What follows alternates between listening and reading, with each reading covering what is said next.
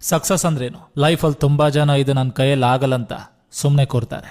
ಸುಮ್ಮನೆ ಕೂತ್ರೆ ನೀವು ಅಂದ್ಕೊಂಡ ಯಶಸ್ಸು ನಿಮ್ ಸಿಗುತ್ತಾ? ಈ ಕಲಿಯುಗದಲ್ಲಿ ಒಂದು ತನ್ನಕ್ಕೂ ಕಷ್ಟ ಇದೆ. ನಿನಗೆ ಅನ್ನ ಹಾಕಿದವರೇ ನಿನ್ನನ್ನು ಹಂಗಿಸ್ತಾರೆ.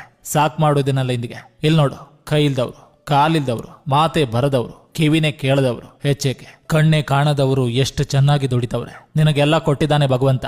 ಹೋಗ್ ಕೆಲಸ ಮಾಡು. ಆ ಕೆಲಸ ಯಾವುದೇ ಇರಲಿ, ತಪ್ಪು ಕೆಲಸ ಮಾಡಬೇಡ. ಕೆಲಸ ಮಾಡುವಾಗ ನಿನ್ನ ಸ್ಟೇಟಸ್ ನೋಡ್ಬೇಡ. ಮಾಡೋ ಕೆಲಸ ಒಂದು ತನ್ನ ಕೊಡ್ತಿದ್ಯಾ, ಖುಷಿ ಪಡು. ನಿನ್ ಬಗ್ಗೆ ಮಾತಾಡೋರ್ ಬಗ್ಗೆ ತಲೆ ಕೆಡಿಸ್ಕೋಬೇಡ. ಅವ್ರು ಯಾರು ನಿನಗೆ ಸರಿಸಮ ಅಲ್ಲ. ಒಂದಿನ ಅವರೇ ನಿನಗೆ ಸಲಾ ಮಾಡಿತಾರೆ. ನಿನ್ ಕೈಯಿಂದ ಆಗುತ್ತೆ.